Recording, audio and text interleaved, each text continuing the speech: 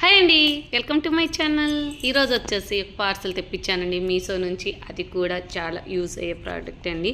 ఈరోజు వచ్చేసి egg boiler అయితే ఆర్డర్ పెట్టానండి, వచ్చింది. ఇది వచ్చేసి చాలా రోజుల నుంచి అయితే పెట్టానండి, రాలేదు. 20 డేస్ అవుతుంది దాదాపు. ఇప్పుడైతే వచ్చిందండి.